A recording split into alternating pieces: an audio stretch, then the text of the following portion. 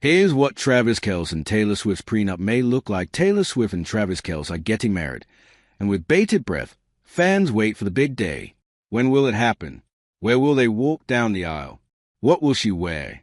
But as they plan for their highly anticipated wedding, America's royal couple is likely also working through some less glamorous nuances, like setting up a prenup. As with wedding planning, the prenup process requires deliberate preparation and thorough attention to detail.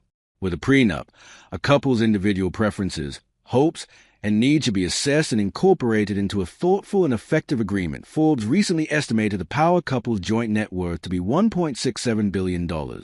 But the distribution is clearly weighted toward one side.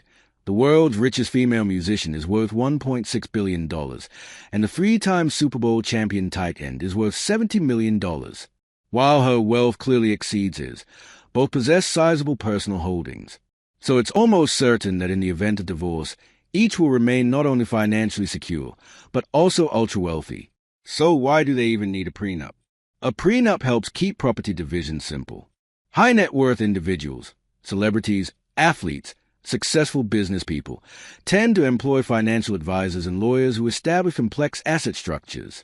They create layers of companies and accounts, like LLCs and investment funds, to help protect assets, maintain privacy, plan their estates, and achieve other financial goals. Why Taylor Swift and Travis Kelce should sign a prenup. Prenup protect these assets. In the event of divorce, parties can avoid having to share them. But prenups offer more protection than that. They prevent headaches at a company splitting the assets. Without a prenup, a divorce requires decisions about how to divide property. To make informed decisions, these complex structures must be understood and access to documents and finances granted so that they can be assessed by financial advisors from both sides. Surely, Swift and Kelce, like all ultra-wealthy spouses, would prefer to avoid these complications and potential public exposure with a prenup. What kind of prenup should Kelce and Swift get? As prosperous professionals with established businesses and substantial earnings, the couple's prenup should be straightforward. A titles controls prenup is a sensible choice for people, like Swift and Kelce, who enter a marriage with significant premarital assets and complex finances.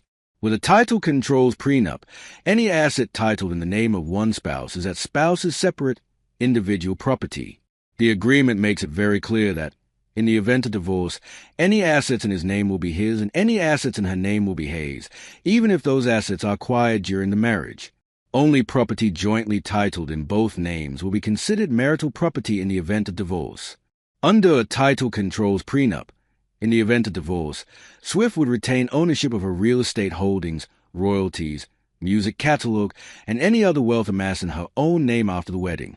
Like Swift, Kelce would retain ownership of any future capital accumulated in his name, as well as proceeds from his True Colas clothing brand, Garage Beer Brewery, and New Heights podcast.